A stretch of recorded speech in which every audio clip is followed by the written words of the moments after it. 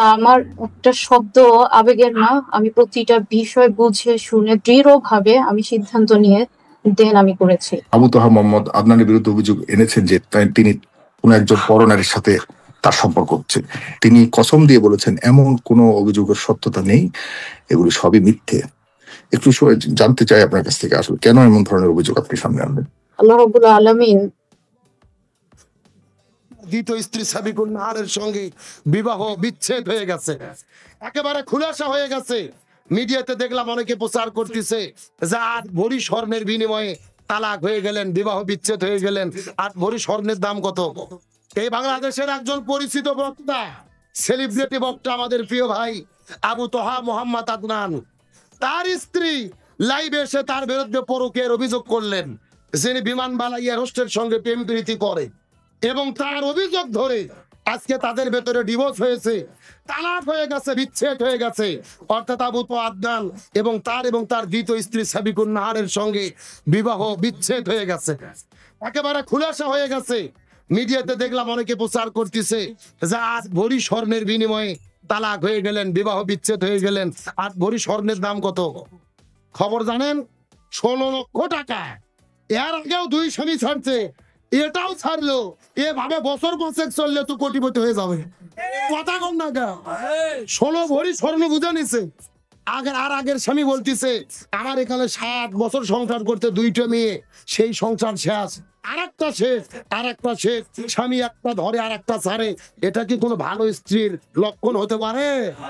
সে আবার নিজেকে পরিচয় দিচ্ছে আমি আলেমা। ভালো করে বোঝেন, আল্লাহর কোরআন বলেছে শয়তানের ষড়যন্ত্র হলো দুর্বল, কিন্তু মহিলার ষড়যন্ত্র হলো ভয়ঙ্কর। সরাসরি কোরআনের বক্তব্য, সূরা নিসার 76 নম্বরে আল্লাহ বলেন ইন্না শাইতানি কানা দাঈফা, নিশ্চয় শয়তানের ষড়যন্ত্র হলো দুর্বল। আর সূরা ইউসুফের 28 নম্বর আয়াতে আল্লাহ বলেন ইন্না কাইদা কুন্না আযীম, মহিলারা যে ষড়যন্ত্র করে এই ষড়যন্ত্র যেন তেন ষড়যন্ত্র নয়, এই ষড়যন্ত্র হলো ভয়ঙ্কর ষড়যন্ত্র। শয়তানের ষড়যন্ত্রতে যদি পড়েন বাঁচার বুদ্ধি আছে, কিন্তু মহিলা যদি আপনার বিরুদ্ধে ষড়যন্ত্র করে ইউসুফ নবীর মতো অপবাদ পাওয়া ছাড়া কোনো উপায় নাই। আজকে আপনি স্ত্রী হয়ে স্বামীর বিরুদ্ধে অভিযোগ করলেন সে পরকে প্রেম করেছে, অন্তত 2 ঘন্টা লাইভ করে কান্নাকাটি করলেন, পরকে প্রেমের কোনো প্রমাণ দিতে পারলো? শুধু কান্না করে বললো স্বামী আমাকে ধরে পিটাই মারে, ঝগড়া হয়। আচ্ছা বলেন তো, স্বামী স্ত্রী ঝগড়া হয় না, মারামারি হয় না, এমন কোন বাপের বেটা হাত তুলে বলতে পারবে? এর আমরা যে হুজুর আমাদেরও তো হয়। কথা কর না, স্বামী স্ত্রী সম্পর্কই হলো টক ঝাল মিষ্টি, সুখ দুঃখ কষ্ট সবই থাকবে। আরে ভাই আমরা তো দূরের কথা, আমাদের নবী মুহাম্মদ রাসূলুল্লাহ সাল্লাল্লাহু আলাইহি ওয়াসাল্লাম, তার সাথে তার স্ত্রী আম্মা জান আয়েশা সিদ্দিকার তারও মনোমালিন্য হতো, হযরত ওমর ফারুক যে মীমাংসা করে দিত। সুবহানাল্লাহ বলেন। তার মানে স্বামী স্ত্রীর মধ্যে ঝগড়া বিবাদ একটু মনোমালিন্য হতেই পারে। আপনি সেটা মিডিয়াতে যে প্রচার করে দিলেন, তার মানে আপনার উদ্দেশ্য ছিল এই সম্পর্কে ছিন্ন করে আরেক জায়গায় যাওয়া। আল্লাহর কোরআন বলেছেন হুন্না লিবাসুল লাকুম আনতুম লিবাসুল লাহুন্না, স্বামী স্ত্রী উভয়ের পোশাক স্বরূপ। পোশাক মানে শুধু শাড়ি কাপড় নয়, পোশাকের ব্যাখ্যা হলো স্ত্রী স্বামীর ঘটনা জানে, স্বামী স্ত্রীর ঘটনা জানে, স্বামী স্ত্রীরটা গোপন রাখবে, স্ত্রী স্বামীর গোপন বিষয় গোপন রাখবে। এটাই হলো এই আয়াতের দাবি। আপনি কি ভাবছেন মিডিয়াতে প্রচার করে গ্যাসের লোক এসে স্বামী স্ত্রীর গন্ডগোল মিটাতে পারবে? স্বামী স্ত্রী নিজেরা যদি স্বামী এবং স্ত্রী বানাইছে মিস্ত্রি, এ বড় কঠিন কারিগর, নিজেরা যতক্ষণ ঠিক না হবে বিচারপতি এসেও কোনো কাজ হবে না। এই জন্য ঝগড়া বিবাদ যাই হোক এটা নিজেরা গোপন থাকেন, গোপন প্রকাশ করে দিলেন, সংসারটা বিচ্ছেদ হয়ে গেল। এটা কি ভালো হলো? যদিও হালাল, হাদিস আছে 3টে হালাল কাজ, কিন্তু আল্লাহর কাছে অপছন্দ। কয়টা হালাল কাজ? হালাল করা যাবে কিন্তু আল্লাহর কাছে অপছন্দ। 1 নম্বর হলো স্বামী স্ত্রীর ভিতরে বিচ্ছেদ, তালাক হওয়া। আর 2 নম্বর হলো ভিক্ষা করে খাওয়া, যদিও হালাল, আল্লাহর কাছে অপছন্দ। আর 3 নম্বর হলো ঋণ করা, মানুষের কাছ থেকে ঋণ নিয়ে পরিশোধ না করা। এগুলো কাজ কার কাছে অপছন্দ? সুতরাং আসুন স্বামী স্ত্রীর সম্পর্কে গাঢ় করি, নিজেরা মীমাংসা করি, শান্তি কায়েম করি। আলেমদের ভুল বুঝবেন না, প্রমাণ ছাড়া কোন আলেমকে জেনাকারী বলার কোন সুযোগ। শয়তানের প্ররোচনায় সবাই পড়ে, হুজুর মানে যে ফেরেশতা তা না, হুজুররাও অন্যায় অপকর্ম করে, তবে প্রমাণ করার আগে, তদন্ত করার আগে কাউকে অপবাদ দেওয়া যাবে? আলোচনা কি তাহলে আর মিনিট 10 টাইম দেওয়া যাবে? জোরে বলেন যাবে? তাহলে বলেন রাসূলের চাচা আবু তালিব কোথায় যাবে? আরো ধরে বলেন। আমার প্রিয় বন্ধুগণ, মুসলমান ভাইরা গভীর মনোযোগ লক্ষ্য করুন। নবীদের চাচা আবু তালিব কেন জাহান্নামের মধ্যে যাবে, আলোচনাটা আপনাদের মধ্যে অবশ্যই করব। তবে এখন আবার চলে যেতে চাই মহিলাদের আলোচনার দিকে। চিৎকার করে বলেন তো, মহিলাদের কয়টা আমল করতে হবে? কিন্তু ফাতেমা জিজ্ঞেস করে বলে, বাবা আপনার কাছে জানতে চাই, এই 4টা আমলের ভেতরে সবচাইতে দামি আমল কোনটা? মনে আছে না নাই?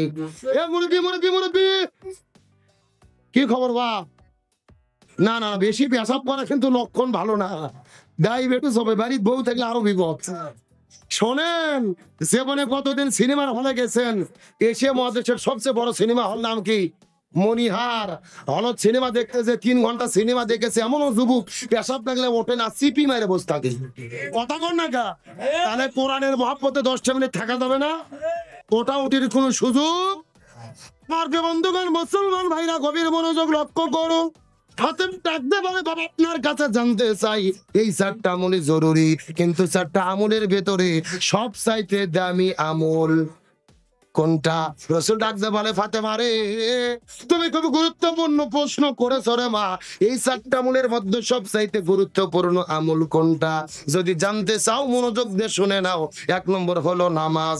নামাজ হলো ওয়াক্ত মতো ফরজ। ফজরের সময় ফজর, যোহরের সময় যোহর, আসরের সময় আসর, মাগরিবের সময় মাগরিব, এশার সময় এশা। নামাজ হলো ওয়াক্ত মতো ফরজ। রমজান মাস যখন আসবে তখন রমজান মাসে রোজা রাখা ফরজ। রমজান মাসের বাইরে রোজা রাখা ফরজ। নামাজ হলো ওয়াক্ত মতো ফরজ। রমজান মাস যখন আসবে তখন রমজান মাসে রোজা রাখা ফরজ। আর স্বামী যখন কাছে থাকবে তখন স্বামীর খিদমত করা ফরজ। স্বামী যখন কাছে থাকবে, জোরে বলেন কোথায় থাকবে? কোথায় থাকবে? স্বামী যখন কাছে থাকবে তখন স্বামীর খেদমত করা ফরজ। কিন্তু আপনাদের জিজ্ঞাসা করি, বলেন তো, স্বামী বিয়ে করার পরে ওই বউকে রেখে যদি মালয়েশিয়া, সৌদি আরবে যায়, ওই বউ কি স্বামীকে খেদমত করতে পারবে? আরো করে বলেন, পারবে? দেখবেন কত স্বামীগুলো সুন্দরী মেয়েদেরকে বিয়ে করার পরে ওই বউকে ঘরের মধ্যে রেখে বিদেশে চলে গেছে, 10 বছরে বাড়ির মধ্যে ফেরে না, বইয়ের নামে অ্যাকাউন্ট করেছে, প্রত্যেকটা মাসে মাসে বউকে টাকা পাঠায় দেয়। 10 বছর পরে বাড়ির মধ্যে আসার পরে দেখে ঘরের মধ্যে বউ নাই, অ্যাকাউন্টে টাকাও নাই। কতক্ষণ এমন ঘটনা আমাদের দেশের মধ্যে ঘটে কি ঘটে না? তার মানে বোঝা গেল, স্বামী স্ত্রী যখন কাছাকাছি থাকে না তখন ভেজাল হওয়ার সম্ভাবনা আছে না নাই? এই জন্য নবী ডাক দিয়ে বললেন, স্বামী যখন কাছে থাকবে তখন স্বামীর খেদমত করা ফরজ। আর পর্দার কোনো বয়স নাই, পর্দার কোনো মুহূর্ত নাই, পর্দার কোনো ওয়াক্ত নাই। একটা মহিলা যুবতী হওয়ার পর থেকে প্রতিটি জায়গায়, প্রতিটি ক্ষণে, প্রতিটি মুহূর্ত পর্দা মেনে চলা ফরজ। ফাতেমা ডাকতে বলে, বাবা আমি বুঝতে পেরেছি মহিলাদের জন্য 4টা আমলই জরুরি, কিন্তু 4টা আমলের ভেতরে সবচাইতে দামি আমলের নাম হলো পর্দা। জোরে বলেন আমল কি? কেরে পর্দা মিছিল করতে কি ভয় লাগে? এমন সাউন্ড দেবেন মহিলা প্যান্ডেল যেন পার হয়ে যায়। এ সবচাইতে দামি আমলের নাম কি? আরো জোরে হলো না? ওই পর্দা করার দরকার আছে না নাই?